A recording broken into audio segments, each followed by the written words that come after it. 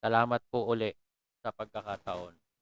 At without further ado, mga kapatid, ay, di ba unahin ko? Unahin ko muna yung may dahilan. Alam niyo mga kapatid, magpasalamat kayo dito. Dito sa kapatid na ito at kamanggagawa. Dito kayo magpasalamat kaya meron tayo ngayon.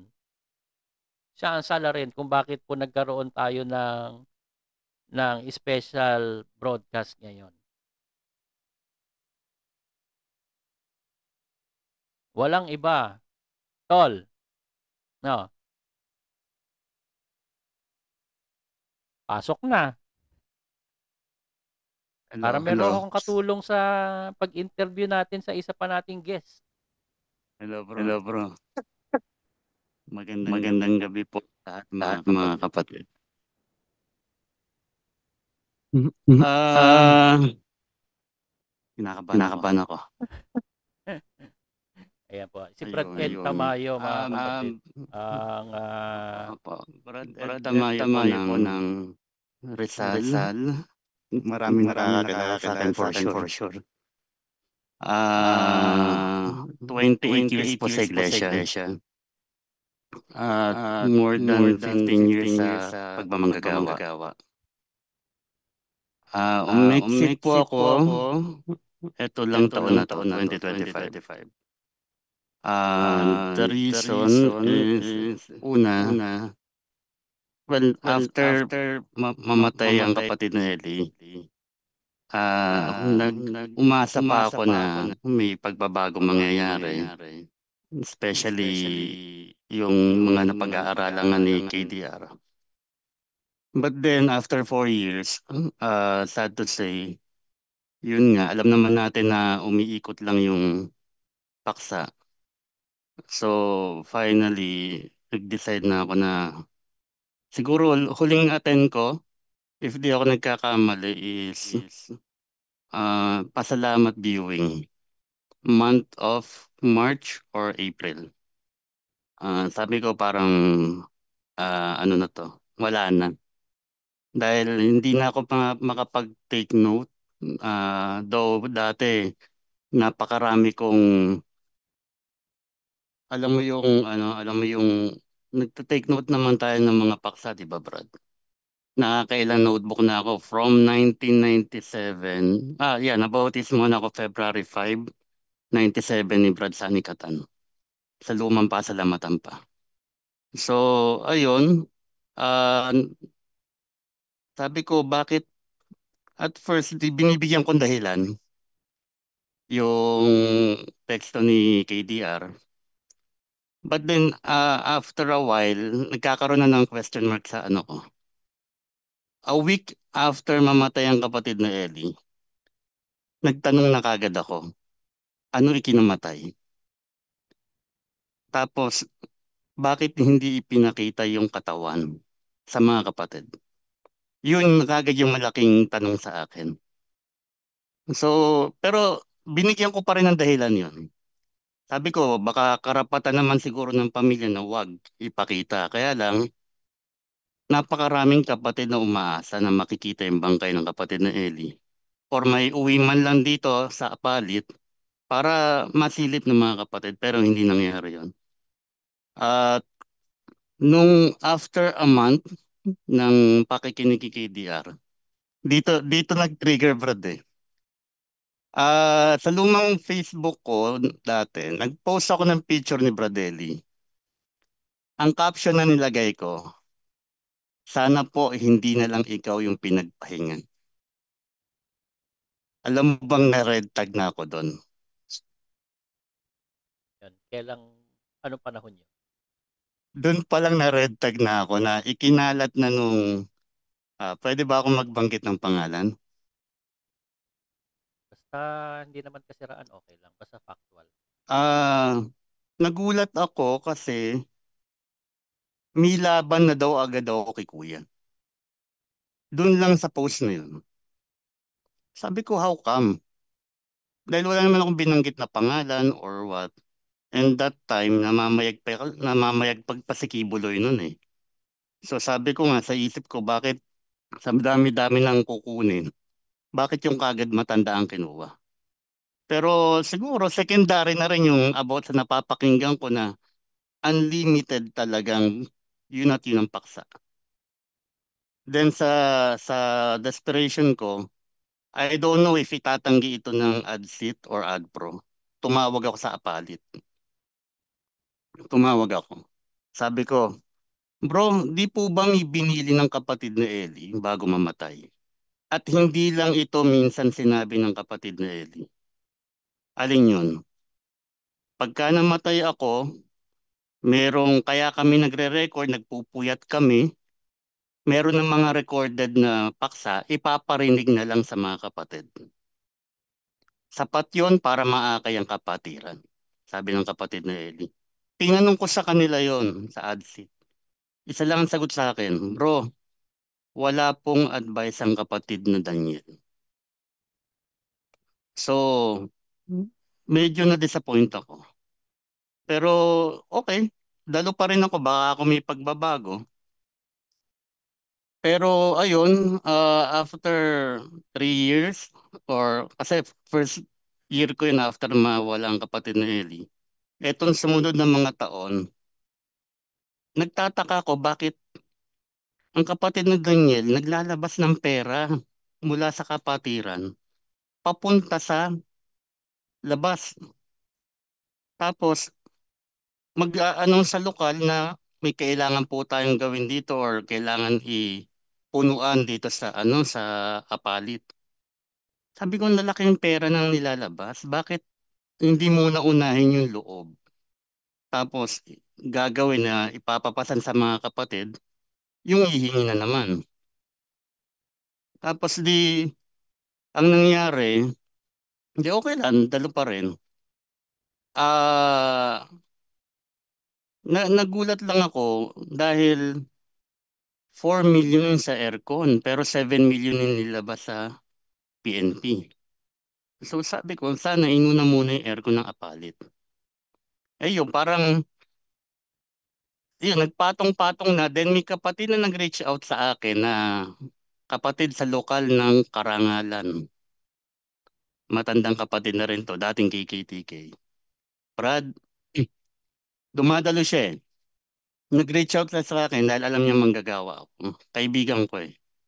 Brad, patawarin ako ng Diyos. Pero bakit ganito na po ang iglesia? Bakit ka ako? Hindi na, pag dumadalo ako, hindi ko na maramdaman yung, parang wala na dun yung spirito. Sabi ko, tol, tuloy mo lang kako yung pagdalo. Huwag kayo hihinto. Ganun pa yung banggit ko sa kanya. Tuloy ka lang, huwag kayo hihinto. Yun pala, nakausap niya yung nag-red tag sa akin doon sa post ko. Nung kinausap niya yon, ang banggit niya sa akin, to be mentioned dating sekretarya ng lokal ng Karangalan na ngayon Diakonesa ng lokal ng Imelda o lokal ng Tropical.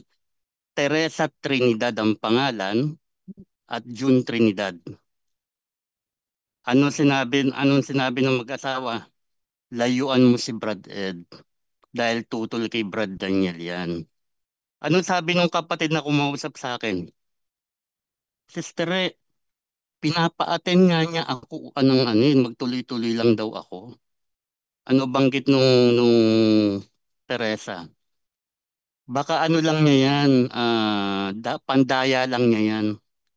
Sabi ko, bakit ganun? Bakit, anong ginawa ko masama sa inyo? Unang-una, hindi ko pinitikan tennis ko. Magkakasama tayo before na kay KTK. Bakit ngayon, gaganyan ninyo ko? Di etong lately, kumalat yung na gano'n na binan na daw ako, wag daw akong kakausapin sa lokal o ng mga kapatid. Nag-reach out ako ngayon sa Destino Manggagawa. Si Tonight. Sabi ko, bro, pwede ho bang mag-usap-usap tayo sa lokal? Isama mo yung Teresa, yung Destino Manggagawa, at kung gusto mong kako, lahat ng manggagawa ng Rizal. mag-usap tayo. Kung ganun. Sabi nung destino, bro, nagpasensya muna ako nang kakausap. Yung pala, wala rin nangyari. Kasi etong huli, para ma-short lang, kasi may papakilala to pa tayo isa. Ah, kilala mo si Bro Jerry, di ba? Jerry Jerry Malyari. Malyari. Oo.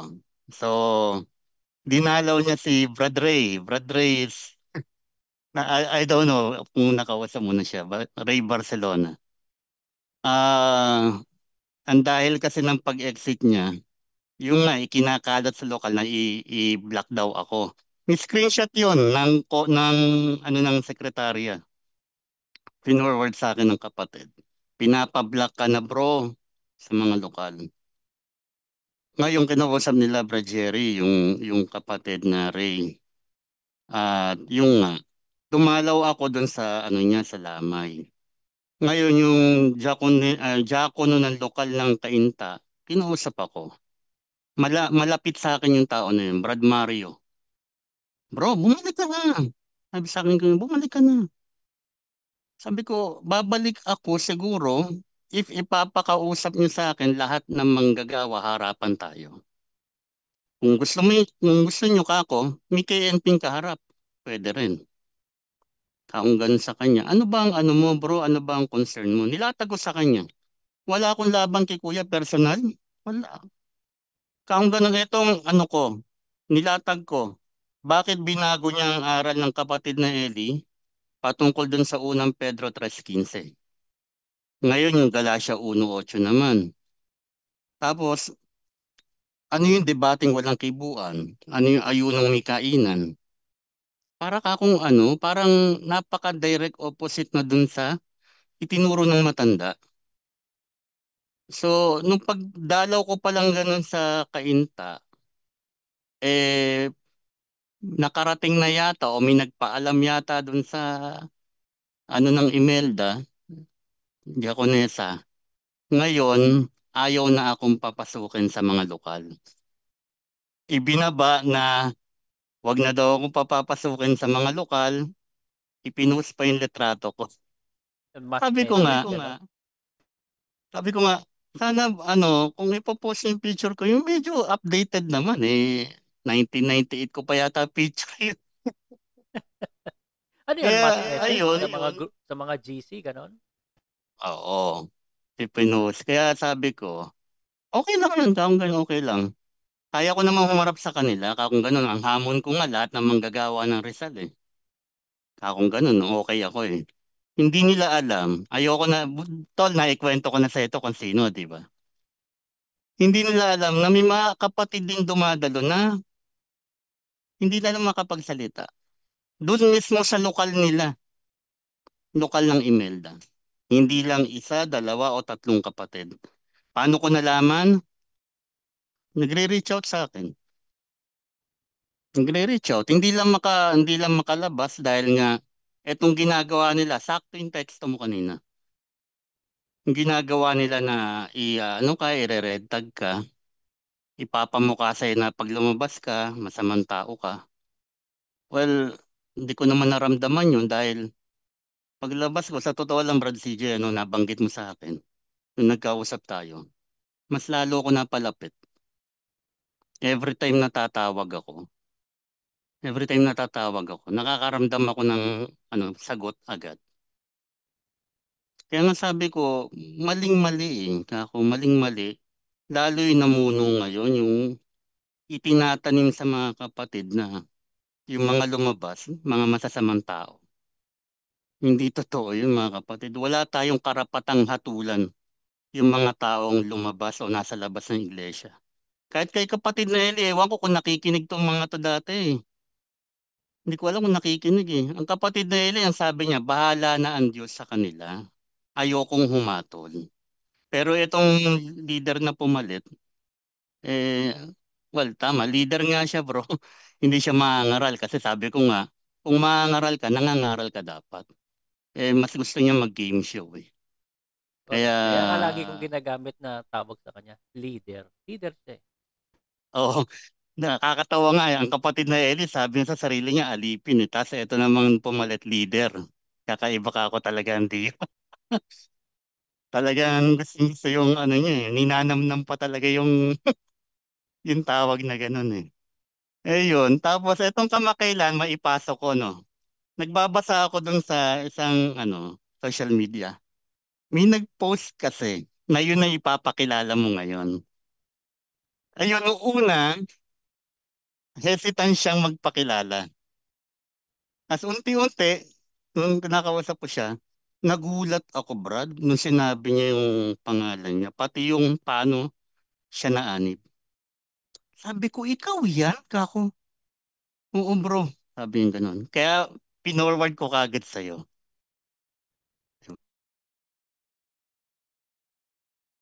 Ano ba? Ipapakilala na ba natin? Bigla ka nawala. Last, nasa iyo po yung oops, nawala yung ako. Sige, Hello. sige, ano, okay ka na ba? Any final Okay na words? ako. Okay na. Oo. Okay, sige. Nag-aano ako eh, nagte-temporary on off ako ng mic kasi sa akin ata nagba-bounce yung audio baka do sa ko mixer ko. Anyway, sige, tol. Diyan ka lang Ikaw ang Sige. tatlo tayong mag-interview sa ating guest. Siguro Brad Jericho, meron ka nung ano ba, introhan ba natin siya ng video? Ano? Actually, mga kapatid, na-discuss na natin 'to.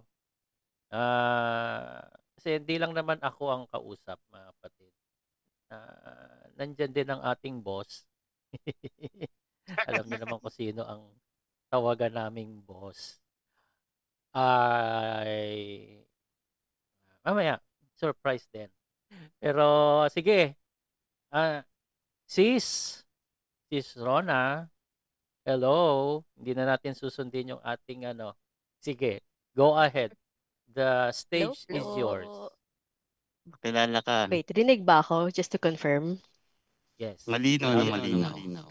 Malinaw na malinaw. Ayan po. So, hello po sa mga taga-subaybay. At baka nagulat po kayo kasi I was still posting about God in my Facebook. But I'm already formally exited the church last October 24 po. So, that was like more than a week ago na po. So, pwede niyo po bang ipakita yung presentation, yung PPT na ginawa ko? Pinaghandaan ko po talaga to para sa inyo, para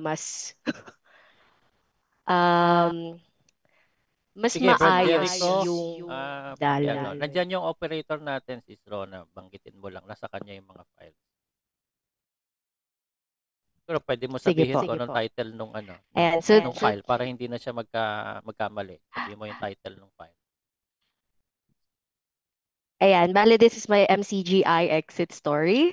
So, bali punta po tayo dun sa first na slide after that. Sorry, ayan po.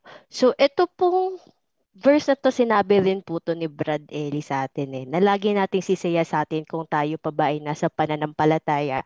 At ganun din naman po yung ginawa ko for the past around 4 years na naging kaanib po ako. And bali po kasi, bali for the next slide din naman po, kumbaga yung storya ng pag-anib ko, I believe kilala ako ng mga kapatid bilang red tag girl. So ako po yung isa sa mga huling nakausap ni Brad Ellie bago po siya namayapa. That was February 1, 2021, yung first time na nagkausap kami because I asked about doon sa nangyayari sa PUP DND Accord and how to act as a Christian. Para po sa mga hindi nakakakilala, you can find it on YouTube, yung almost 1 hour video na yun. And then nag-start po yun on before pa po kasi ng February 1, dumadalo na po ako ng pagkakatipon. So yung mga nag-akay po sa akin, um, they already nagtanim na kumbaga kung ano yung mga topic, kung baga ano yung mga usually na pinag-uusapan. And ang nakaka-amaze kasi back then with Brad Ellie is maraming mga life stories and then ano yung sinasabi ng Biblia. So doon talaga ako namin sa kanya, yung charismatic leadership niya.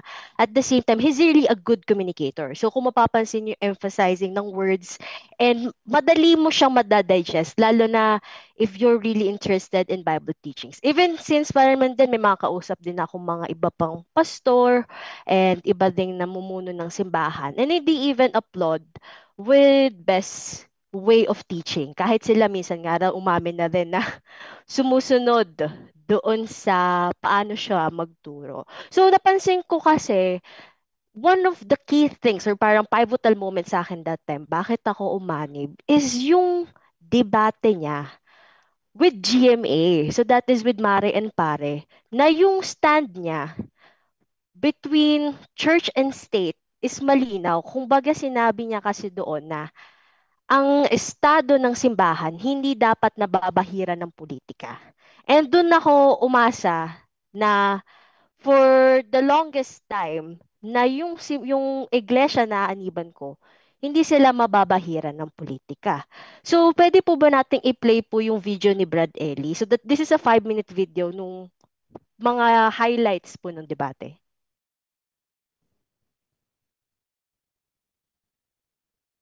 Patihan natin ngayong gabi, relihiyon at saka politika, hindi ba water and oil? Nagmi-mix pa sila Separation talaga? daw, di ba? Wow! Daw. Pero Yan pag po. may election sa bansa natin, talagang naghahalo yan eh. Kaya ang tanong natin ay ganito, no? Pakinggan niyo mabuti, ha? Sang-ayon ka bang mag-endorso ng kandidato ang simbahan at ang mga religious organization? Sa bandang kaliwa, hindi sang-ayon. Kapiling ho natin si Brother Eli Soriano, Presiding Minister ng Church of God in Jesus Christ. Sa pananaw ko po, hindi dapat mag-endorso. Unang-una, ayon sa konstitusyon, dapat tayong bumoto according to our conscience. Hindi sa konsyensya ng religious leader. At hindi mawawala ang corruption sa gobyerno habang may politics ng utang na loob sa bansang ito. Dahil sa kai-endorso, kinakapital ng religious leader yung kanilang grupo para makakuha ng pabor sa gobyerno na siyang pinanggagalingan ng graft and corruption. Alright.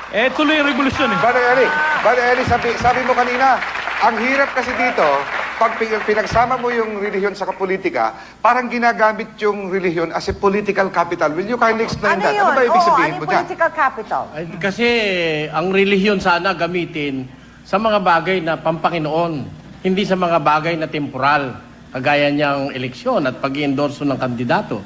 Unang-una, yung sinasabi ni Father Anton na kailangan daw yung panig niyang tinitindig ay ganun ang gawin. It's a failure. 500 taon na ang Catholic Church sa Pilipinas. Hindi na-solve ang graft and corruption sa Pilipinas. Dahil nga dyan sa kai-endorso ng kandidato at kapapakialam ng mga religious leaders. At alam niyo ang ginagawa nangyayari? Eto, ang nangyayari, kahihiyan pa ng inyong Diyos. Di ba kahihiyan ng grupo ni Almeida na nagpatong pa ng kamay na gano'n, nanalo, hindi lang nanalo? Malaking kahihiyan yun eh. Obet, how do you react to that? Kung binibigyan natin ng kahihiyan ng ating Diyos, huwag na nating idamay ang Diyos natin sa bagay ng politika. Dahil, Politika. halimbawa, sinabi ni Kamanalo, ang inuboto natin ito, sugo ako ng Diyos, di tama dapat ang sinabi ko, natalo yung kandidato niya, di mali ang Diyos mo. Obet, how do you answer? Okay, ngayon, sino nga ba ang tatayo at magtuturo ng katuwiran? Kundi ang mga mangangaral ng salita ng In other words, Pero wala sa Reverend, Biblia yun. Yan, wala daw sa Biblia. Wala sa Biblia yun. Wala sa Okay, Biblia may yun. sagot lang. Tutulak ko ron. 17:5 ng Jeremias. Sumpain ng tao na tumitiwala sa tao. Tapos, eto pa. Eto nasa Biblia. Awit 146:3. Ang sabi, Psalms 146 verse 3, ang sabi ron, huwag niyong ilagak ang tiwala ninyo sa mga pangulo o sa mga anak ng tao na walang pagsaklolo. Hindi ka sigurado Iba ang yan. premise nun, Eli. Hindi ba? Ito isang buhay na karanasan. Inidorso ng Iglesia ni Cristo sa Erap. Ano nangyari kay Erap? El Shaddai din. Di ba? Ang El Shaddai inidorso sa Erap. Ano ngayon? Ba't hindi nyo tinulungan si Erap? Tinalikuran mo lang. Mahirap eh.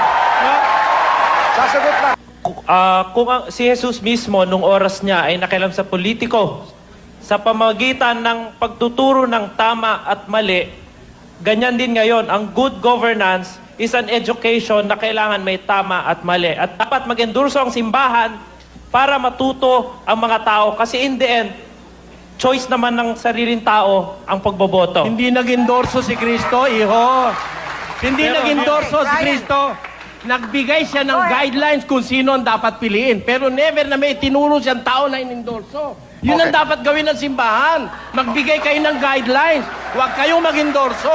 Mike, Okay, Mike. go ahead, Mike. Hindi talaga dapat The things that are Caesar and unto God, the things that are God's. Ang ginagawa ng simbahan, you render unto God the things that are God's. And I will tell you, yung simbahan, I will tell you to render unto Caesar the things that are Caesar's. Ang ginagawa ng simbahan, masyado ng pangdidikta, paninikil sa karapatan ng tao. Dahil, halimbawa ako na, pwede kong sabihin, si Governor Pagdanganan, boboto ko eh. Natitiyak niya kanya ngayong gabi, boboto ko siya. Pero, hindi ko siya i-endorso sa membro namin. Kasi, pag siya naging kurap, bandang huli, nilalagyan mo pa ng cargo di konsensya yung membro mo.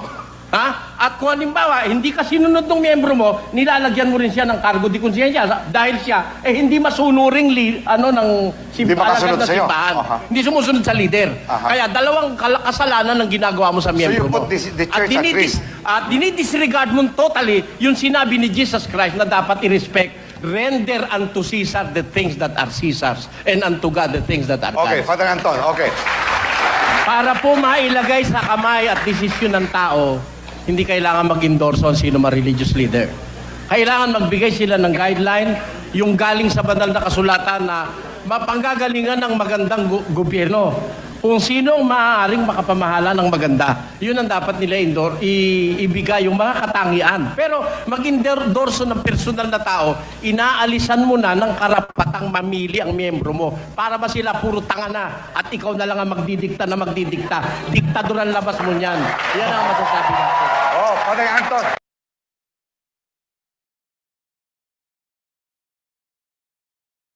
So yun, baka nagulat kayo. So ito yung video na dahilan kung bakit ako naanib. This was been shown to me nung nag-akay din sa akin. And I think just to klaro naman dun sinabi ni Brad Ellie mismo na pang pag-iendorso ng mga politician is the start or the root of corruption. And isa din sa mga binanggit niya na kapag nag-iendorso ka ng mga politicians, ginagawa mo ng political capital yung membro mo. So it means ginagamit mo siya para doon sa concept ng utang na loob. And ayun nga, sinabi niya din na huwag mong hahaluan ang Diyos mo ng politika and nag-cite pa siya ng mga Bible verses doon. And as you can see, nakaka-disappoint. And this is my experience. And I believe nakita din to ng mga nanonood ngayon. And mapag-iisipan nyo rin, hindi ito haka-haka or hindi ito parang sikreto. Kumbaga, bulgar siya na ginawa. That was back then, 2022, when we endorsed, just to clarify and just for legal statement, wala akong laban sa party list na to. Wala akong laban sa any political, pero I'm pointing out yung aral na sinabi ni Brad Ellie dun sa debating yun over on what's happening or what happened back then. 2022, nag-endorso tayo ng BH party list. And after that, kala ko, baka isang beses lang yan. Baka ano lang, nalito. Kasi hindi yun ang sinabi eh.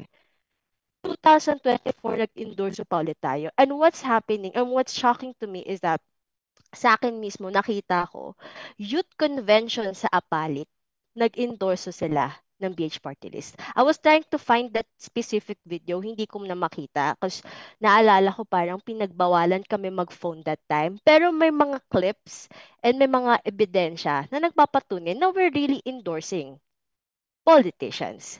Pwede niyo pong i-play yung video dyan, Brad.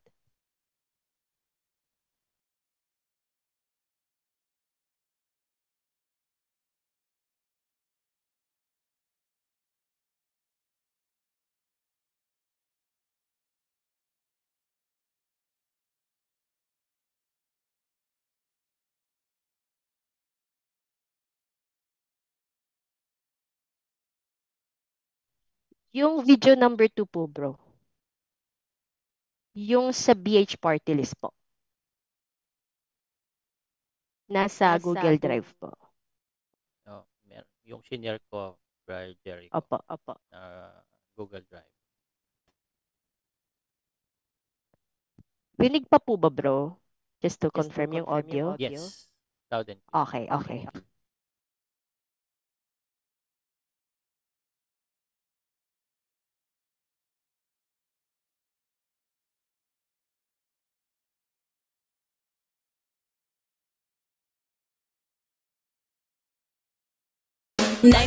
Ninety-four, i-shade mo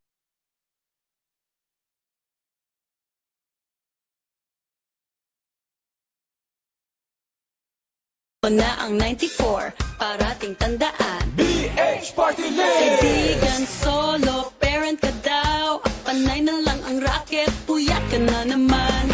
Para sa gastusin ng mga anak, naisip mo na ring umutang. 5, 6! Huwag mag-alala, may tutulong sa inyo ang BH Party List. BH Party List! Siguro alam niyo na po, karamihan sa inyo, alam na po yung ibig sabihin ng letter B and H sa BH Party List. Alam niyo na po ba?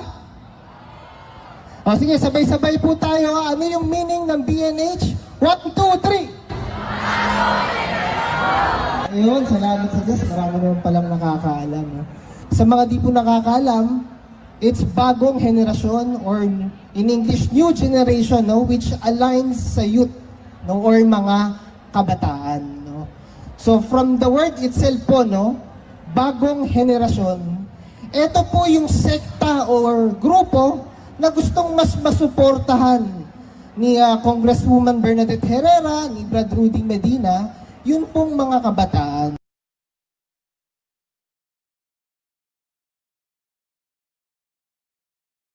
Ayan po, bale. So, balik lang po tayo dun sa slides kanina, bro.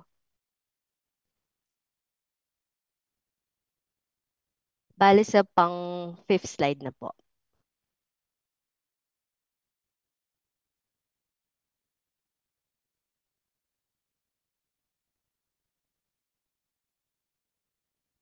Okay, pang 5 po. Yan. So, as you can see naman po, sinabi po kasi dun sa isa doon sa video po na pinakita ko ng mga references. Mismo na po si BH Bernadette Herrera nagsabi na ako po ang laging natutuwa kapag may lalapit po sa akin at sasabihin na sila ay membro ng MCGI, kaya BH Bagong Henerasyon Party List daw ang party list nila.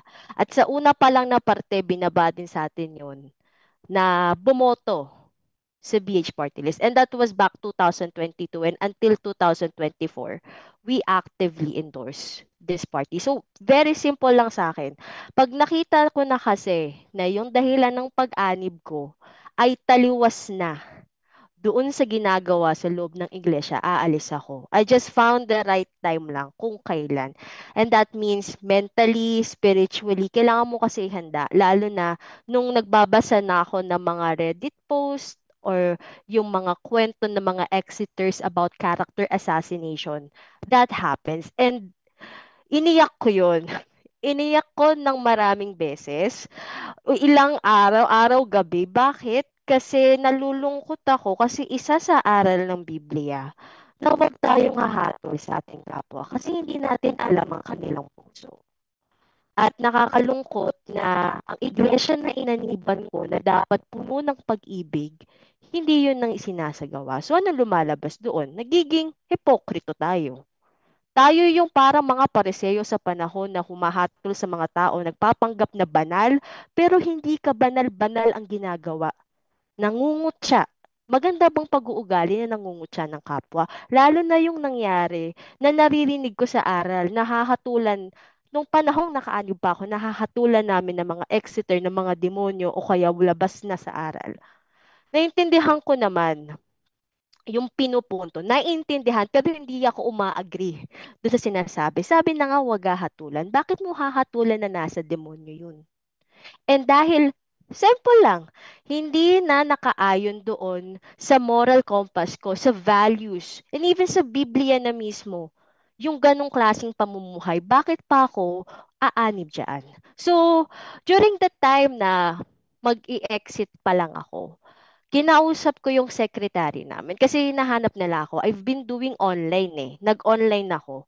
Kasi pag nasa lokal ako, tatawaran ako niyan. Magtatawid lang sila sa akin yan ng, syempre nandyan na yung abuluyan, yung maraming gatasan. Ako kasi, sa paniniwala ko siguro nga, delulu din ako nung time na yon.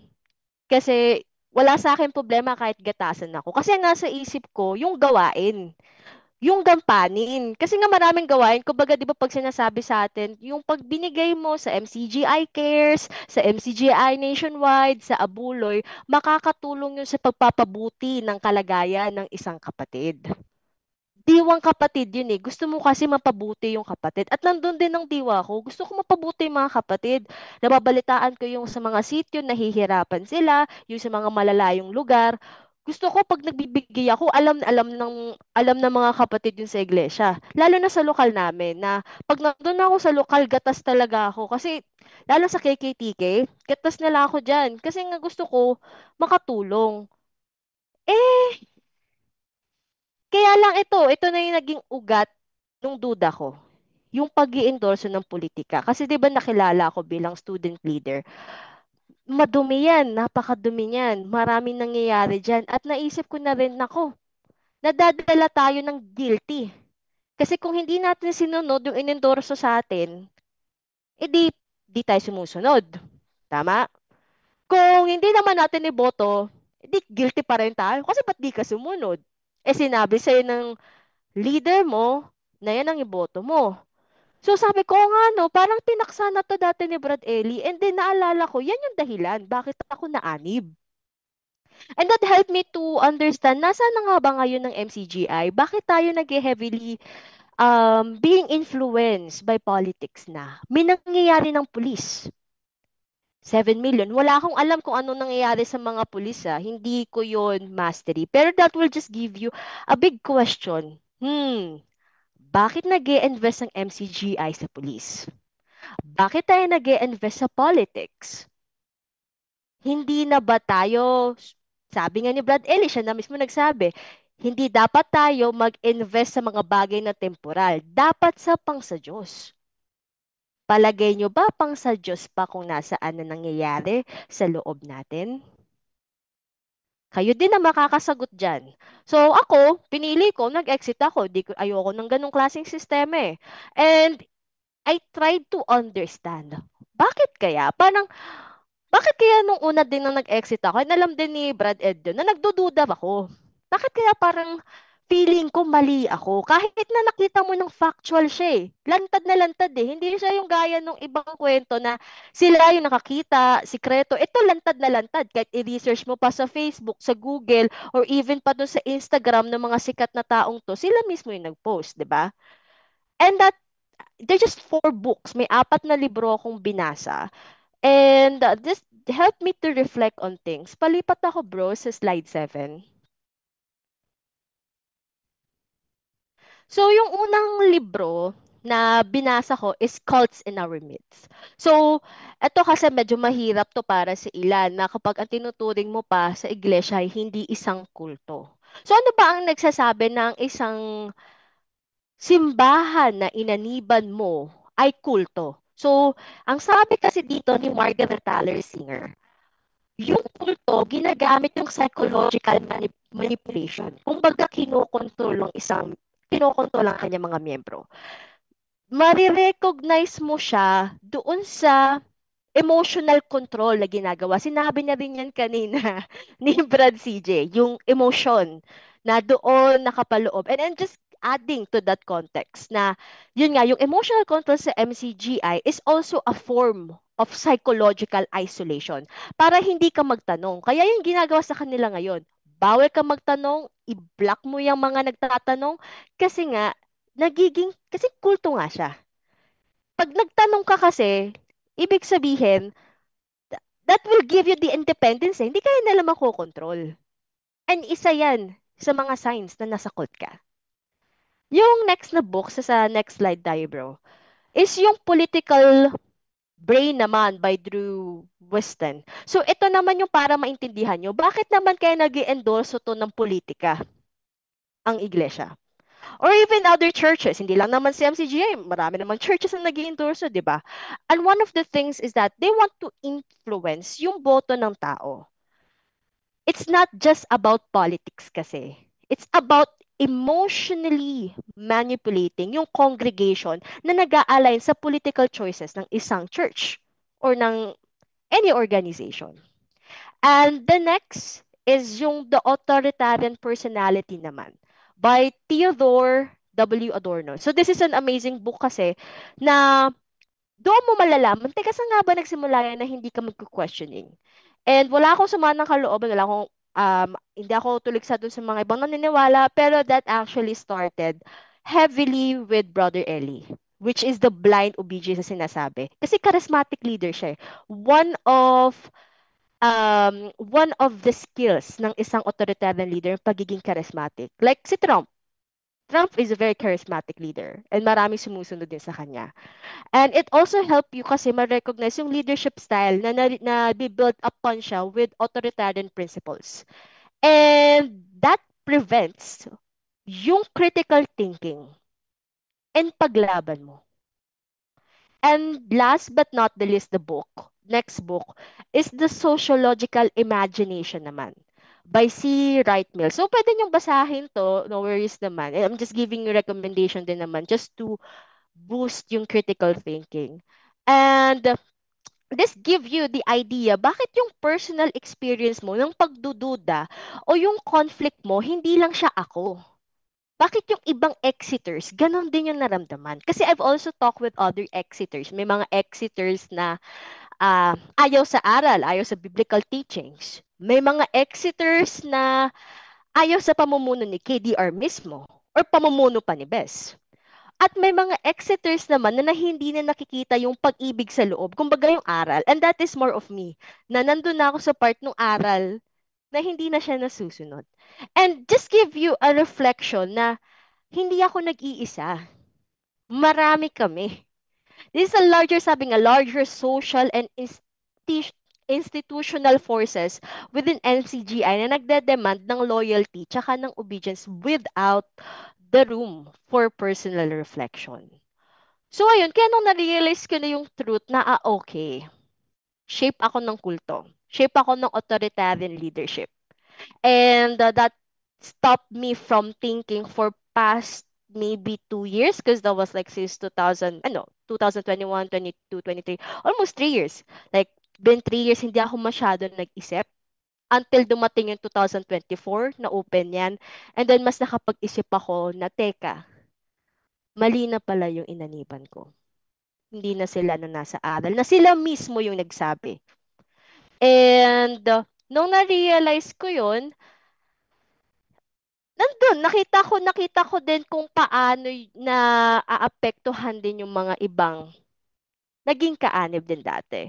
So, after ko mag-decide, nakausap ko si Brad Ed. Si Brad Ed yung unang-unang taong nakausap ko. And that was through Reddit. And yun, ipinakilala niya sa akin si Brad CJ, si Brad DK, nakausap ko si Kuya Adel din, shout out kay Kuya Adel, and marami pa mga kapatid na exiters. And akala ko konti lang, ang dami pala. Parang I think more than 1,000 na for the past week na nakita ko. More than 1,000 pa lang Hindi ko pa nakikilala yung iba. So, ito pa lang yung mga nakikita ko, mga nasa iba't ibang GC. And then, marami ding closet. Hindi ko lang ma-determine ilan yung closet kasi silent sila eh. But one of the things that I can really see is that these people wasn't able to talk boldly about what's happening inside the church because of this authoritarian leadership. Kumbaga nga, hindi nila nasasabi because kung paano na-molde yung pag-iisip nila within the church itself. And ako rin, naging part din ako nun. Which gave me a big reflection on how I am today. Like, kung bakit ganun din ako sa work, parang lumalabas akong sobrang bait. When I'm working in sales, bakit hindi dapat ka ganun? Kasi dapat may pagka-assertive ka eh. Pero, that also helps me to understand, Kaya pala, kasi this is how it's forming inside the church. Another thing is yung pag-take ng initiative. That's also one of the problems that I used to have. Kasi, yun nga, when you're inside the church, hindi ka dapat nag-iisip ng ikaw lang. Lagi kami paalam. Like, lagi akong may paalam noon sa manggagawa. Kung hindi sa manggagawa, sa isang kapatid na mas senior sa akin. Like, bro, sis, gagawin ko to, bla bla bla bla. Hindi, mali yan sa diwa. Hindi, tama yan sa diwa. Ganun pa sila. Eventually, na-realize ko na mismong si Brad Ellie na nagsabi dun sa video dun sa huli, ginagawa mo ng diktador or inuutos-utusan mo na yung mga tao mo na dapat may sariling pag-iisip. Dapat sila yung mismo nagde-decide. At dapat ina-align mo sa biblical teachings. Kung bagay yung pag-uugali ng mga tao, dapat, o yung pagbaboto, rather in that sense, is inayon mo kung ano yung dapat na pag-uugali according to the Bible. Pero naanib ako, ganun yung na-experience ko eh. Utus-utusan ka, ikaw pa yung mali kapag nag-individual thinking ka, hindi ka muna tatanungin bakit. Bakit ganun yung pag-iisip mo? Husgahan ka kagad ng mali ka na sa diwa. Parang, hindi ba pwede na ito kasi nakikita ko at the same time dahil galing din ako sa ibang background. So, iba din yung nakikita kong pananaw. And baka makahanap tayo ng common ground. Pero, bibihira yung mga kapatid na nakita kong gano'n na open-minded, looking for common ground, looking for what we say nga is nandun yung pag-ibig, yung pag-unawa. So, ayun, and then and I think one of the good things din, kasi sabi din ni Brad Ed kanina, I feel like nung umalis ako, mas napalapit pa ako sa Diyos.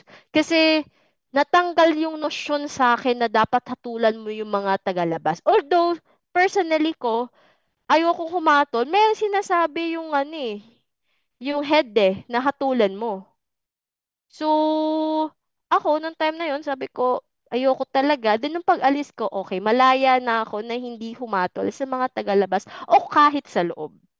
Kahit yung mga nasa loob. So, ibig sabihin, kahit sinong tao, hindi mo dapat hatulan kasi hindi mo sila kilala at hindi mo alam ang kanilang kalooban. Kahit yan pa yung pinakamasamang tao. And kanina yung tanong na rin ni Brad, CJ kanina, paano yung mga KNP, sila Brad Daniel? Paano kung ano ba, dapat ba nasa bulid sila ng impyerno, ganyan? Kami yung sumagot na hindi namin sila hatulan. Kami pa yung nananalangin na sana mas mapabuti pa sila. Sana magbago. Na sana mapabuti pa sila. Ayaw namin yun. Kasi ako, sa akin this is my personal experience ako nagpapasalamat pa rin ako sa Diyos na na-experience ko yung iglesia. Kasi mas naging mapag-unawa ko. Mas nakita ko na yung paano yung pagmamahal and nakita din ng pamilya ko yun sa akin, ng magulang ko mismo, na mas naging mapagmahal ako, mapag-unawa ako, at mapagkalinga.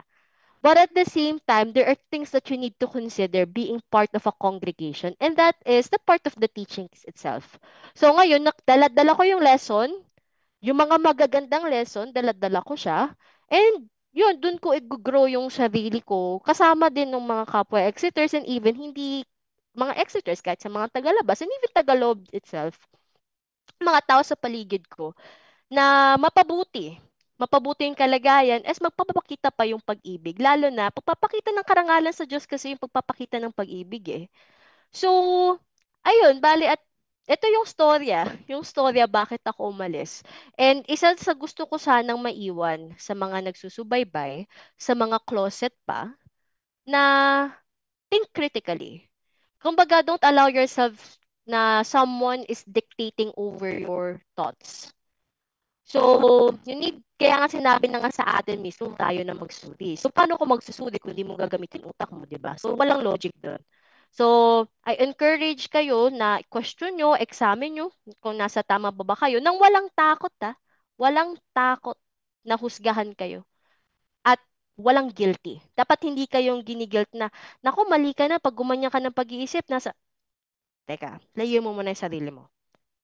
Tanong mo, nasa tama ka pa ba? So, yun ang kwento ko.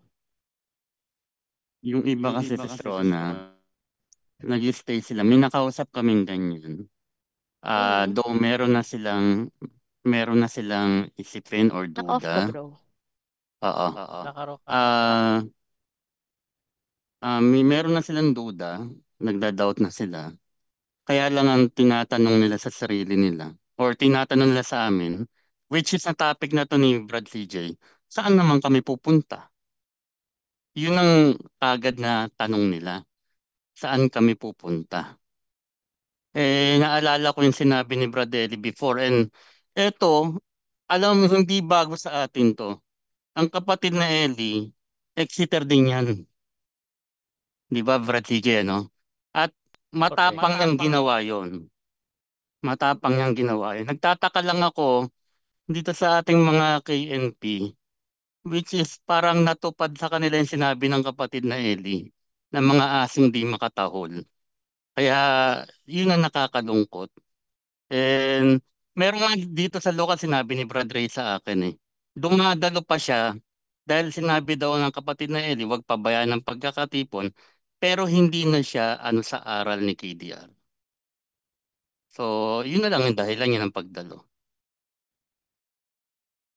Kaya nga ang nangyayari, most, if not all siguro, ang nangyayari ang yung mga nag-i-stay, hindi naman yung spiritual physical na lang. Tingnan mo mga dahilan nila, puro physical na lang. And Tama. nililito na lang sila ng emotion nila. Puro mga game show, puro mga sayaw-sayaw, puro mga Doon si Jamie tatanong ako. Sige. Natawa kasi ako doon sa katwiran nila.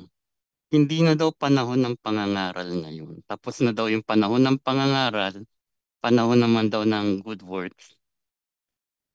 Natawa si Sis Rona mukhang may gustong, may paghuhugutan si Sis Rona. Sige.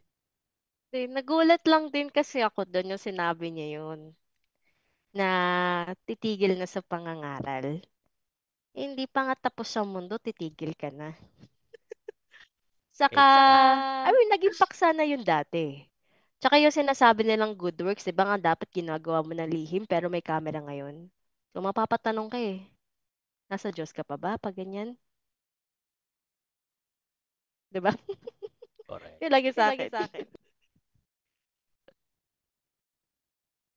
Sis Rona, pwede raw bang mag-Q&A sa'yo?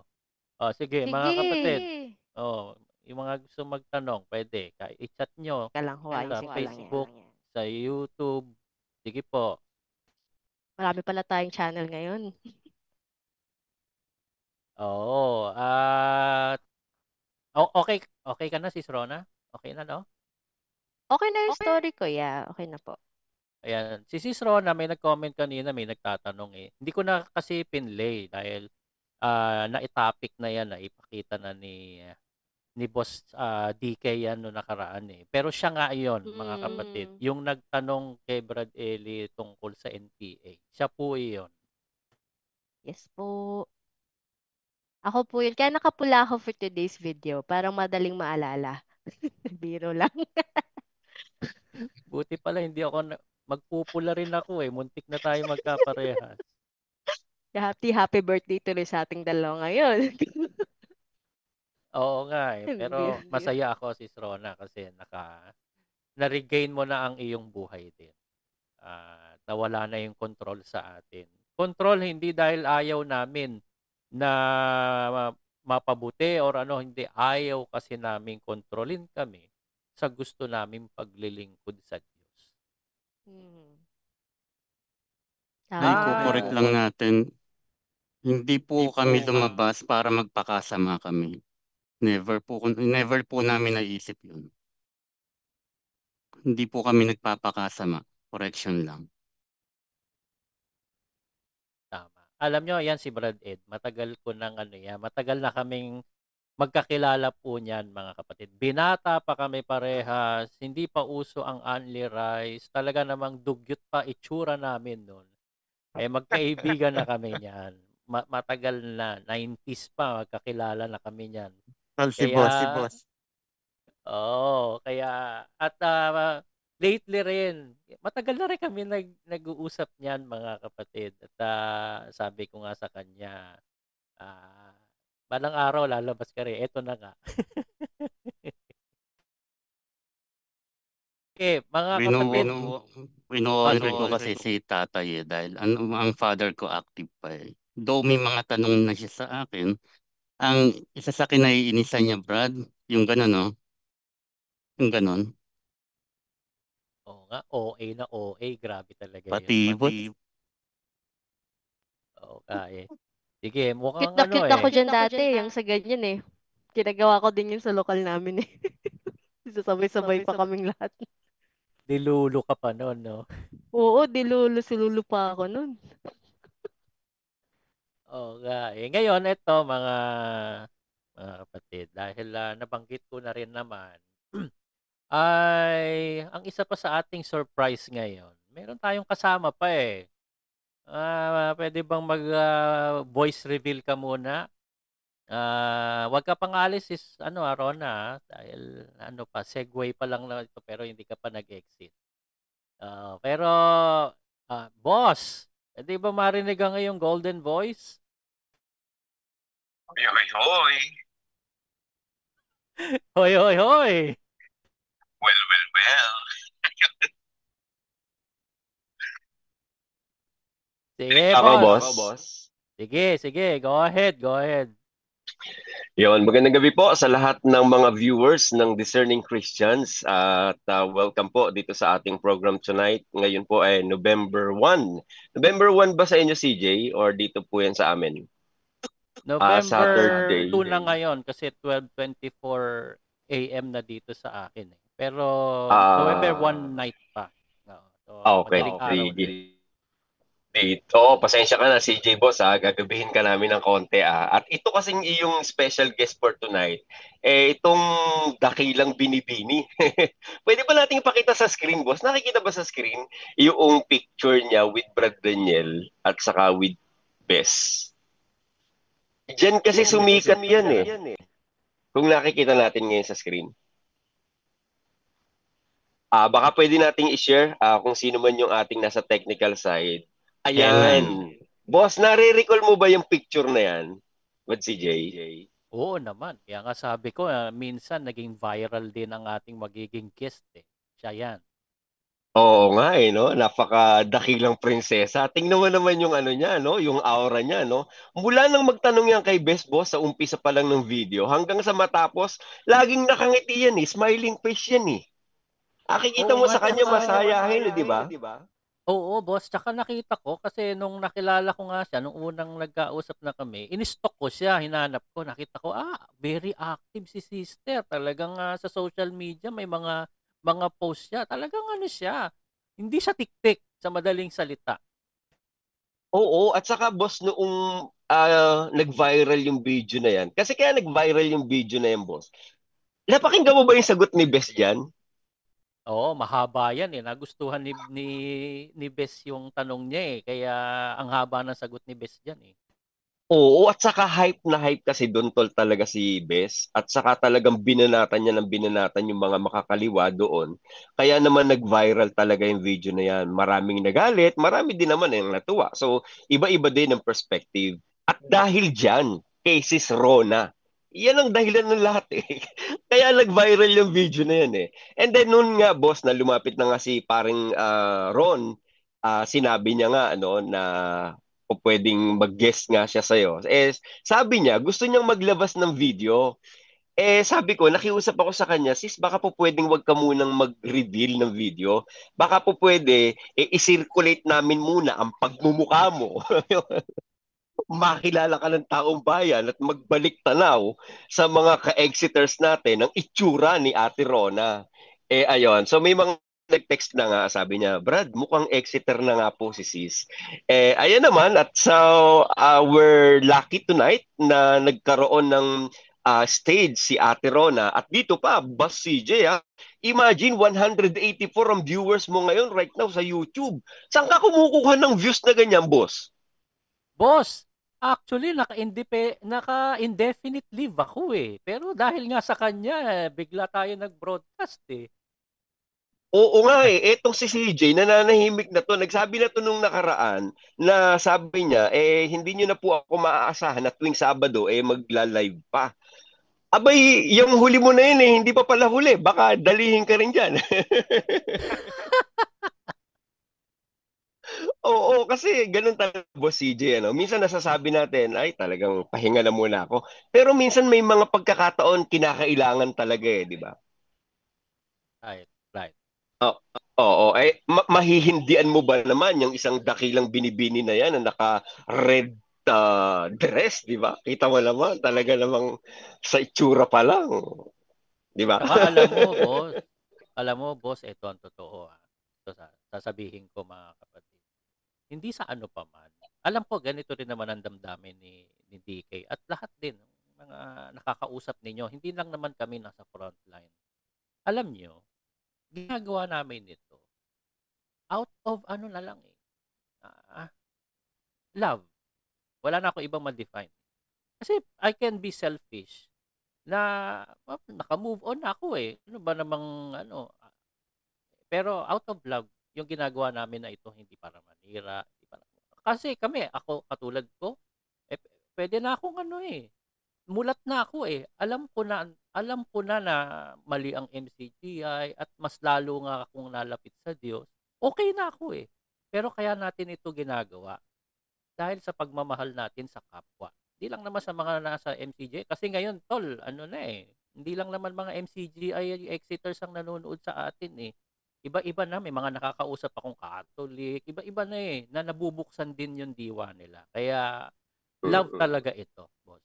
Oo naman. At dahil dyan, sa love na yan, meron akong isang pagsasalitain din kung papayagan mo ko ano at makakapagsalita siya. Okay lang ba sa'yo, Boss CJ?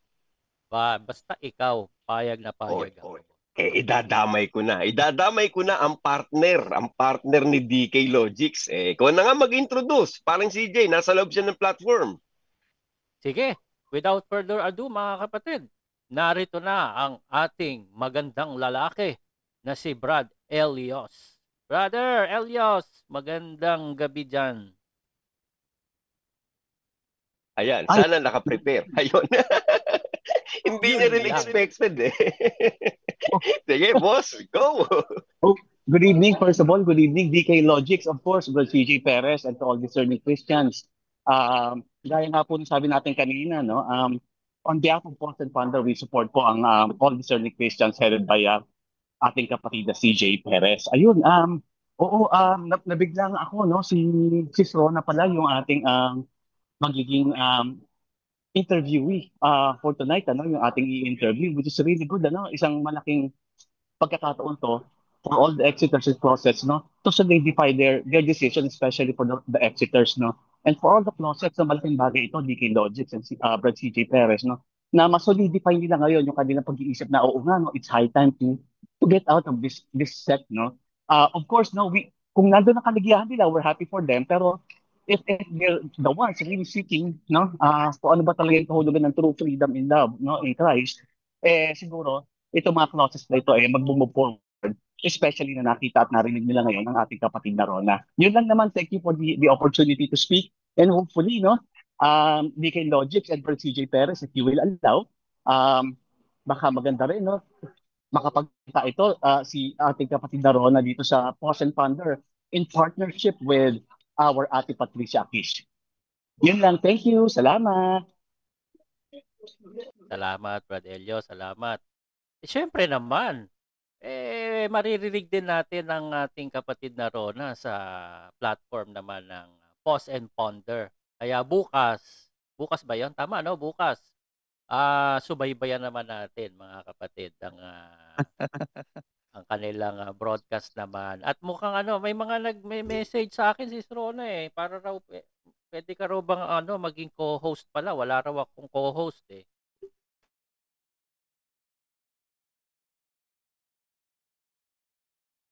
Depende po sa availability ni Brad CJ. Ayun eh. Yun, salamat. Pwede natin natlanuhan yan. Yun, okay. Salamat. Sige, boss! Ano na? Boss. Ayan, yan si paring Elios, ano. Salamat na Boss Elios na pagsalita natin siya ngayon. Bagaman busy din 'yan. Katandem po natin 'yan sa Pause and Ponder. At meron pa akong isa na balak na paakyatin din kung papahintulot din ni paring CJ. Pero samantalang inaantabayanan ko siya. Ito pong paglantad ni Ate Rona ng ating dakilang muse. Sabi ko nga doon sa aking isang partner, prinsesa ng kagubatan. Pagsasalitain ko sa inyo, itong reyna ng kagubatan. Kung si Ate Rona ang prinsesa ng kagubatan sa kanyang kagandahan mula sa kanyang mapulang blusa. Magsasalitain ko naman, Boss CJ, kung okay lang sa'yo, yung tunay na reyna ng kagubatan ng Pos and Pander. Excited na, boss. Excited na. O sige, ikaw na mag-introduce. Welcome, Ate Pat. Hello. Hello po. Naririnig niyo po ako? Loud and Hindi. clear. Mukhang namamalengke ka pa ata, ah. Pasensya na, nasa labas po ako eh. Kaya teka lang, sisilong lang ako kasi umuulan. Sige, Kamusta Ate po Pat, kayo? matagal na kami nagpapasensya. Kamusta po? Okay Ayan, Ate lang. Pat, magandang gabi sa'yo. Ate Pat, saglit wala tayo sa Pos and Pander Tayo po ay nangangapit bahay lang. Ano ho? Oo nga Nangangapit bahay ang host ng EPAL. Paring CJ, alam mo ba yung EPAL? Ano ba yung EPAL? Oo, kasi kami sa Pos and Pander kasi kami yung mga tinatawag na EPAL ng Pos and Pander. Yung E, Elios. Yung P, Patricia. Yung A, si Aqua. At yung L, ako naman si Logix. Kaya kami ang EPAL. EPAL ng Pos and Pander. Ayos. Oh my Oo. gosh. Ate Patricia, tayo nangangapit bahay dito sa Discerning Christians, dito kay na paring CJ, at live sila ngayon sa kanilang MCG Exiters YouTube channel. Hello, Ayun, wow. so guest natin si Ate Rona. Go ahead. Hi, Ate Rona. Kamusta po? Actually, nakita ko to si Ate Rona the first time na, yung Facebook niya, the first time na nagkaroon ako nag-decide ako mag-exit. Nakita ko yung niya, yung post niya about mental health. Kaya nakita ko yung profile niya sa Facebook. Kaya that time I remember hindi ko nun very sorry, umuulan kasi dito sa labas. Yeah, yun nga. So yung nakita ko si Mr. Rona, nakita ko yung niya, yung post niya about mental health and yung kung paano siya nag-cope and kung paano niya ginamit yung MCGI sa pag-cope ng mental health issues. And that times, yun yung panahon na yun yung panahon ako na very parang hurt ako dun sa stand ng MCGI about depression. So, that time, nag-comment pa ako dun sa post ni Sis Rona noon. Kaya ako nakilala yan si Sis Rona. And ever since then, nakikita ko yung mga post niya. She's really, she's really a very well-educated woman. And I'm really glad na nabuksan yung isip niya. Kasi, parang alam mo yun, parang it's one of the qualities of the MCGI exiters is tayo yung mga talagang nag-iisip. And makikita mo sa mga nag-exit na hindi tayo yung mga sumusunod lang. Nakikita mo talaga yung mga na-exit is mga intelligent people talaga. Oo, ayan. Thank you, Ate Pata. Mukhang blooming na blooming ka ngayon. Mukhang may lakad tayo ngayon. Nasa labas Makikipag-meeting ka ba sa kami. reyna ng Makikipag-meeting Hindi. ka ba sa reyna ng UK? Hindi naman. Patay na yung reyna ng UK. Patay. Hari na Sorry, ngayon, hindi hari. updated. Hari na ba ngayon? Oo. Hari na. Kasi, wala napaglipasan kasi kami ng panahon Kaya tama yung sinasabi ni paring CJ. Maganda, Ate Rona, mag-co-host ka with paring CJ para, alam mo, yung mga bata at mga bigotilyo ang dating, kami nila Ate Pat, nila paring Elios, mga matatanda na yung mga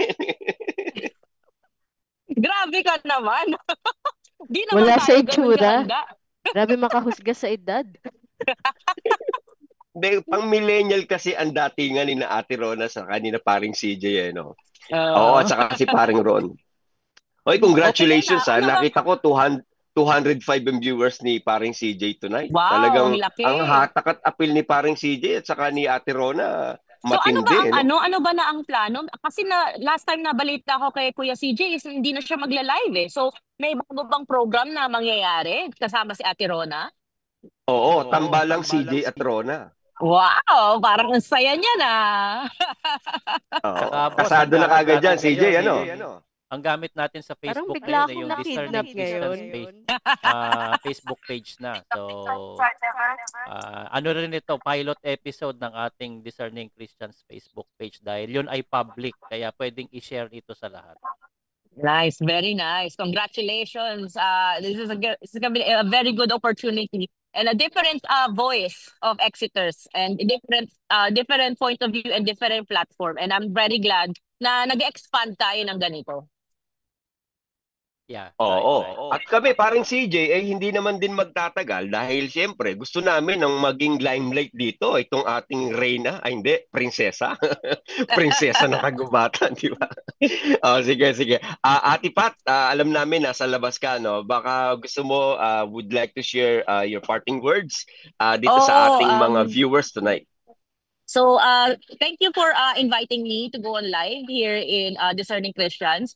And I'm very glad about the news na Ate Rona and Kuya CJ kung merong bagong program. I'm excited about that, and I really want to watch. See what your platform would be and what kind of topics you will be able to talk about. But yeah, I guess it's gonna be it's gonna be fun and it's gonna be enlightening. Tsaka sa lahat ng viewers ng Discerning Christians, maraming salamat po sa pagtangkilik sa Discerning Christians. We support each other, we support all Exeter activists kasi tayo lang din naman ng syempre magtutulungan, magsusuportahan, and let's heal together. Let's all heal together. And yun lang. And dito yung ako makikinig lang ako sa interview ni Ate Rona because I'm very interested in her kwento ba. Ang kanyang exit story. Na-share mo na ba ang exit story mo, sis? Wala. Na-miss ko na. Oh my gosh. Sayang naman. Na-miss ko na. Bukas Well, naman may kasama article niyo ako naman siya bukas. ilalabas. Oo. May article naman ako ilalabas. So, sige, sige. nice yan. Nice. Sige, basahin ko na lang yan. Sige. Thank you so much, guys. Thank you, Ate Patricia. Salamat. Boss Elios, go! Yo, DK, Logics, of course. Once again, thank you for having us here. Kahit sa maikling pagkakataon, nakapagsalita ang tatlo, no? Of course, on behalf of DK Logics, Boss and Founder, Ate Patricia, no? Thank you po muli. At again, we support all Discerning Christians headed by our kapatid, Brad CJ Perez. And of course, no, I'm hoping and I'm really excited, no, sa malaking project na ito. If you could start as soon as possible, Ate Rona, and of course, Brad CJ, this is going to be a big thing, not only for the Exiters, but most especially for the closets, for the ones thinking already, for the ones opening up their minds. So I hope this happens at the soonest possible time. At least marami tayong ma-reach out, marami tayong matulungan, marami tayong mailabas doon sa mga gustong lumabas. And for those, if you still want to stay, if you're happy with it, we're happy for you. But of course, for those, again, na gusto na talaga lumabas at makalaya at maintindihan talaga ano ba talaga ang kahulugan na tunay na kalayaan kay Kristo. Of course, nandyan po ang ating bagong tambalan, ang ating kapatid na CJ Perez, ang ating kapatid na Ate Rona. Once again, thank you po ulit on behalf of DK Logics and Boss and Founder. Ito po si Elios. Thank you, DK.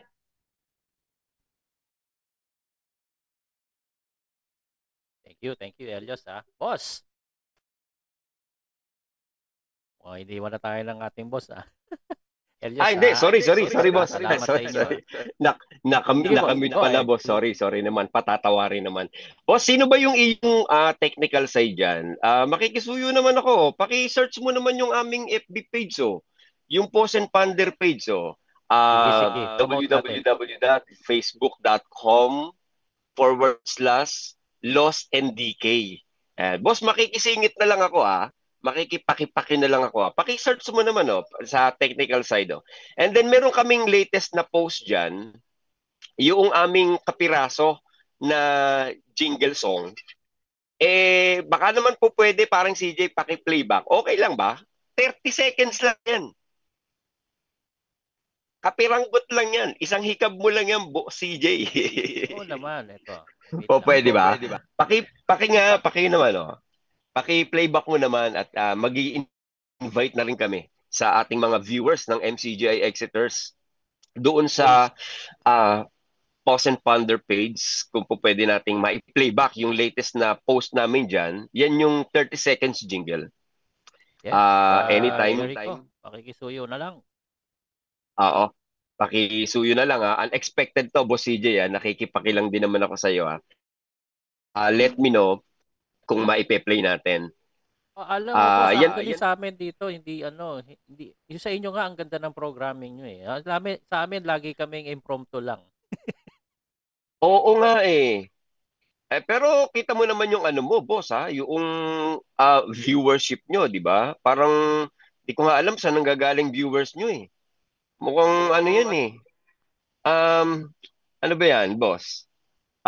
Saguli na ya, meron lang akong binabasa rito. Thankful daw siya at nagkasama-sama tayo dito sa isang platform tonight. Yeah, papasalamat po kami kay paring CJ sa opportunity at sa pagkakataon.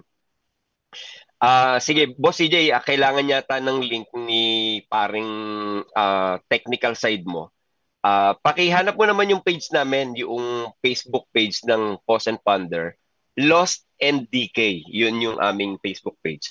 Pero anyways, boss, kung papahintulot mo, meron lang akong i-share kung okay lang din sa'yo, paring CJ, makikiabala na ako. Yan. Sige, yan yung link, boss. Baka pa pwede paki-playback naman, makikisuyo na lang.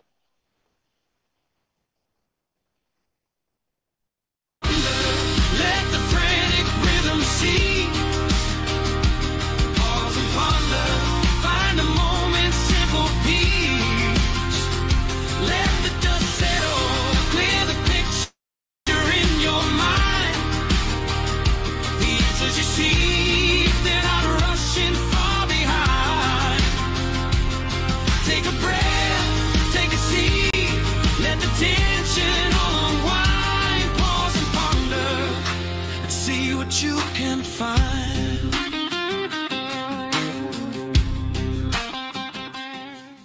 Ayan. Thank you. Thank you sa technical. Credits kay Jigs o kaya Robert. Napakinggan mo, boss? Lupit, boss, lupit. Oo, merong isang nagkusa at nagmalasakit eh. Ginawan kami ng jingle bells eh. Ayun. Thank you sa opportunity. Ipa-plug ko na rin po yung aming page, Pause and Ponder, at baka magkaroon po ng chance na ma-interview din namin si Ate Rona. At boss, meron akong pinadala, kapiranggot na picture file. Ito lang, mensahe ko lang siguro kay Ate Rona, bago ako naman kumalas dito sa iyo sa ere. Pinadala ko sa iyong technical, yung file, if you wouldn't mind. Sige, Ang sabi diyan ay ganito. Dekada nga kinaya namin eh. Kami pa ba ang hindi makakapagpatuloy? Pero kung na-realize mo na kapareho lang din pala ng maling religion, anong silbi pa ng pagpapatuloy?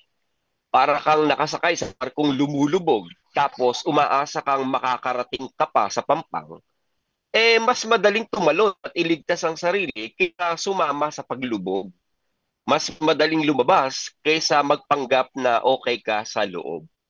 Yan. Ang aking maliit na mensahe dito sa ating binibini na naririto ngayon sa iyong platform tonight. Sa mga nagsasabi po na hindi daw tayo nakatiis, Brad CJ, isasama ko na si Ate Rona, na hindi raw tayo nakatiis sa magaling na aral kaya tayo nagsilabas. At sa mga nag-aakusa na naghahanap daw po si Ate Rona o si paring Ron o ako at saka si CJ ng mga guro na aayon sa aming sariling mga masasamang pita. At binabasa nila, boss, yung nasa Timoteo, yung 4:3-4. Doon sa punto na yon, ang tanong, kami ba talagang nag-exit? Ang bibigyan nyo ng akusasyon na kami yung mga taong hindi nakayanan yung magaling na aral? Lumabas ba talaga kami dahil naghahanap kami ng katha? Ibabalik namin sa inyo yung tanong. O baka naman ito ang mas magandang tanong. Baka kayo ang nagbago ng aral, kaya kami nagsialis. O baka kayo mismo ang gumawa ng katha, kaya kami napilitang umalis. Huwag niyong baliktarin. Hindi kami umalis dahil gusto na ng katha. Hindi kami umalis dahil naghanap kami ng ibang aral. No, baliktad eh. Tama ito. Kayo ang nagbago ng aral, kaya kami umalis. Kayo ang gumawa ng katha, kaya kami lumayas. Aba yan, tinutino ng ayuno. Ayuno, hindi pagkait pag-inom. Abay, sukat ang gawin nyo. Pwedeng kumain at uminom kahit nag-aayuno. Di ba kathaya ginawa nyo? Kaya ang daming umalis eh. O, patawaran, mag-uusap ang kapatiran pagka mayroong sigalot at problema. Abay, ang ginawa nyo, kahit hindi mag-usap, pwede nang magpatawaran. Abay, malaking kalokohan yan. Di ba yan ay katha? Bakit? Abay, yun nga nag-uusap na. Parang CJ, di ba? Nag-uusap na nga yung dalawang may problema. Hindi pa magkaintindihan. Nag-uusap na yun, ha? Abay, lalong hindi magkakaintindihan, yun hindi nag-uusap. Di ba katang malaki yan? So, kami ba ngayon ang umalis dahil naghanap kami ng kata? O kayo gumawa ng kata, kaya kami umalis? Kaya kung may dapat sisihin, kung bakit nagkaroon ng mga exiters, huwag agad exiters ang tingnan nyo, mga kulokoy. Dapat mag-assess muna kayo. Kumbaga, sa halip na sa pagdadalaw nyo sa mga lokal, kasi ganito ginagawa nila Boss CJ eh. Sa pagdadalaw nila sa lokal, alam mo unang sinabi pagka maraming mga report na maraming umalis? Sinasabi na rin ng mga manggagawa ngayon at mga KNP, mga kapatid, ganun po talaga eh. May mga kapatid po at may mga tao po talaga kasi hindi na makatiis eh. Yan kaagad ang ipinubungad ng mga manggagawa, manggigiwa, mga district servant at ng mga KNP. Kumbaga, ikinukondisyon kaagad ang isip ng mga miyembro, mga kapatid, ganun po talaga eh. Marami po talagang hindi makakatiis eh. Ito ang mas magandang tanong palagay ko eh. Sana pagdating nyo sa lokal, sa halip na ganyan ang sabihin nyo, mas magandang i-assess nyo, bakit ba mga kapatid ang daming umaalis? Mga kapatid, bakit sa pagdadalaw po namin sa lokal, ang dami pong nagiging inactive? Hindi ba mas maganda yun ang tanong? Bakit ang daming matitino? Loyal. Biglang lumalabas. Bakit? Hindi ba mas maganda ganun? Boss CJ, di ba meron ka sariling kumpanya? Alam namin yayamanin ka eh. May-ari ka ng isang korporasyon dyan sa lugar mo eh, di ba? Hindi ba Boss CJ, maganda sa isang kumpanya pag may mga attrition? Ang tawag kasi sa amin sa call center, boss, attrition eh. Yung mga agents, marami na Alam mo ba? Sige. Kung magsasalita ka ng ganyan, nadadagdagan na naman yung mga ungutang sa akin. Oo. Hindi ho kayo nagkamali ng lalapitan. Utang the best, CJ will do the rest, di ba? Bahala na si paring CJ. Sa kanya ho kayo lumapit. Iyayamanin yan eh. Okay, babalikan ko lang yung pinupunto ko. Bilang isang CJ na may-ari ng isang kumpanya diyan sa kanyang lugar, katotohanan ng matuwid, may mga tao po hindi nag-e-enjoy sa kanilang trabaho. At tawag po sa amin sa call center attrition. Ito, hindi po agents ang dapat sisihin eh sa call center eh. Dapat assess ng isang call center industry yung sistema. Baka kasi hindi tao ang sistema kaya maraming agent ang nagre-resign. Baka sistema mismo ng call center industry ang may diferensya. Okay. Pero siyempre, mas madali kasing isisi sa mga umaalis eh. Di ba? Ang gagawin na lang nila, sisiraan na lang. Ano gagawin? Ika-character assassinate. Ang susunod niya si Rona, na binibining dilag natin, na muse ng Discerning Christians Tonight, humanda ka ngayon sa character assassination, ibabato sa'yo ng mga nandyan sa kabila. Gagawing masama ang mga actors. Bakit? For simple reason, yung damage control para hindi magising yung mga natitira. Sa isang kagayang matalino ni Ate Rona na nagising, ang tendency niyan, Ate Rona, yung mga kakilala mo, ay lalong titiba yun. Abay, kung si Ronang, si CJ, apo ng Perez, nag-exit, ay ako pa ba ang hindi mag-exit? Di ba? Ano gagawin nila? Sisiraan ka ngayon para hindi magtanong yung iba. Ayun. Na meron naman talagang mali. Kaya kung tatanungin niyo po kami, ano ho, kaya pa ba naming tumagal? Yes, why not? Tanungin niyo si paring CJ. Palagay ko kaya pa niyang tumagal kung 10 taon eh. Si Ate Rona, palagay ko kaya pa niyang tumagal. Kaya pa namin tumagal ng kahit isa pang dekada or dalawa, maybe. Kailan? Kung totoo. Kung tama ang lahat. Kung malinis ang sistema. Bakit ang hindi? Pero kung na-realize mo na pareho lang pala sa ibang religion na tinutuligsa natin noon, ano pa ipinaglalaban mo? Diba? Pareho lang din naman pala ng religion mo ngayon, yung religion na inaatake natin dati, why need to stay? Kung kinakain ng oras mo ng 3 pagkakatipon sa bawat linggo, 3 oras, 4 na oras sa worship service at saka sa prayer meeting, 7 at 8 oras sa Thanksgiving tuwing Sabado, walang katapusang patarget at obligasyon. Yung 13-month pay nyo, maghanda kayo ngayon, malapit ng Disyembre, ingatan nyo. Bakit? Mas logical siguro ngayon ganito. Kung pareho rin lang naman pala, mas manatili na lang kayo sa pamilya nyo, panatilihin nyo ang faith nyo, makinig kayo sa discerning Christians kung gusto nyong magkaroon pa rin ng pananampalataya, at kung naniniwala pa rin kayo, hintayin nyo na lang po siguro si Lord. At yung Lord na yon, pakiramdam ko naman mabait yun. Dahil hindi yun huhusga ayon sa paningin ng tao. Marunong yung umalam ng kalagayan ng tao kung dapat niyang agawin papunta sa kanyang kaharian o hindi. Yun lang, Brad CJ. Siguro, walang problema sa amin. Kung magpapatuloy, why not? Pero kung mali rin lang ang religion, better yet, stay with your family, iukol mo araw at buhay mo, mabuhay kang masaya hanggang sa mamaalam ka sa mundo. Magandang gabi po. Ako po si DK Logics at kami po ang boss and founder ni Paring Ilyos at saka ni Ate Pat. Good evening sa'yo, Ate Rona. Good evening, Paring CJ. Salamat, Boss DK, Ate Pat, and Elios. Salamat sa inyong oras at pagsampa dito sa atin. Salamat. At Sis Rona, at merong nakakaligtas eh. Nasaan ka na, Tol? Bro, Siya ang nag-connect sa hindi po pwede na mag-co-host si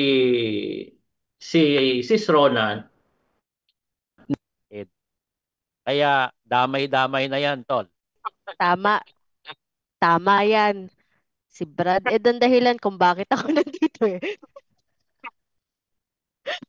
grabe ka. Binabasa ko kasi yung post niya sa Reddit eh. Nag-post siya sa Reddit. So, Huwag mo na sabihin, bro. na-curious Huwag mo na ako. sabihin Oh, kasi na-curious lang ako. So, nag-PM ako sa kanya. Then, nung sinabi niya na siya nga yung nagtanong kay Brad Eddie, tulala talaga ako, Brad. As in, tulala ako. Sige, siguro diyan natin sila bibitin eh. Hintayin nyo na lang mga kapatid ang susunod. Wala pa naman tayong next week mga kapatid ay wala naman tayong broadcast. So, manunood naman tayo kila Pause and Ponder. Ako lagi naman ako nalulungkot. Makamiss man ako madalas naman namimiss ko eh. Nanonood lang ako while working, nagpe-playback na lang ako para updated din sa ano nila. Sa broadcast. Nahiya nga ako doon, ini-invite din ako ni DK na nakaraan. Ngayon lang talaga nagkaroon ng ano. Ayan na, alam na kung saan yung susunod na mapapanood naman si Brad Ed. Boss CJ, shoutout lang ako. Sige, go ahead. Yung mga kapatid na nakamonitor, Brad Ray Barcelona, Brad Ronnie Del Rosario, yung misis niya, Maricel, saka si Osang. Yun lang po. Wala ka pang 1 minute ha. Di ba may 1 minute yun? Dapat pala meron ako dito. Naging SK na ata tayo ngayon ha. May picture din dapat. Oo nga no. Sige, ikaw Sis Rona, any last words? Baka ma-double whammy eh. So, sige po, bale, salamat ako sa Diyos na nakilala ko po yung mga kapwa Exeters. So, sa mga nakausap ko sa Reddit, I likely hindi nyo ako kilala, pero kayo kilala ko. So, salamat sa pag-comfort sa akin during the time that I was having doubts sa pag-exit. Ayan, salamat sa Diyos kay Brad Ed, of course kay Brad CJ, kay Brad Dicky. Kaka-amaze na tatlo silang nandito sa loob. And of course, with Brad Badong, salamat din po sa pag-add sa GC. So that helped me to see more ng mga kapwa Exeters kay Kuya Adel. So, susunod ka, Kuya Adel, after nito. So, may promise din kasi ako sa kanya na mag-uusap kami doon sa kanyang podcast din. And sa mga kapatid o mga kapatid na nasa Pause and Ponder na tambayan. So, sabi nila i-shoutout ko rin sila. So, ang dami ko kasi nila yan. Si Sis Os, ang pinakamalapit, si Lola Cutie. Tapos si Kuya Ridel, kung na-recall ko correctly. So, sila kasi kanina yung nagpapa-shoutout. And nakalimutan ko na yung iba. Pasensya na, I'm bad at names. So, ayun po, bali po, siguro lang ngayon para sa mga nanonood din na kaanib pa sa MCGI. So, just to clarify again yung stand namin, wala kaming sama ng kalooban sa inyo. Nasa inyo yon kung ano ang pagpapasya nyo, kung gusto nyo bang umalis o gusto nyong magstay. Pinili ko umalis kasi nakita ko ng mali. Pinakita ko rin naman kanina sa story ko. Naglabas pa nga ako ng ebidensya na labag dun sa ginagawa na natin. So, ayun, siguro lang a few words dyan, andito lang din kami kung gusto nyo ng clarification. Kita nyo din naman ang aking Facebook. So, if you want to ask questions, I'll be happy to answer din naman. And nandiyan din si Brad CJ, si Brad Ed, lalo si Brad Ed, lagi niyo makakausap yan. So, ayun lang, samahan nawa tayo ng Diyos and sana samahan nawa tayo ng Diyos at ingatan sa araw-araw. So, yun lang po. Salamat sa participation nyo. Brad Ed, tol. Salamat.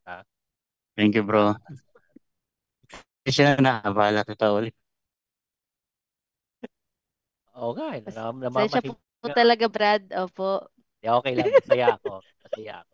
Ang aga dun, di ba? Last na umaga, piniem kita. Oo nga eh. Okay lang, masaya talaga ako. Masaya ako. Kaya salamat sa inyong oras. Sige, mga kapatid, wrap up na po tayo.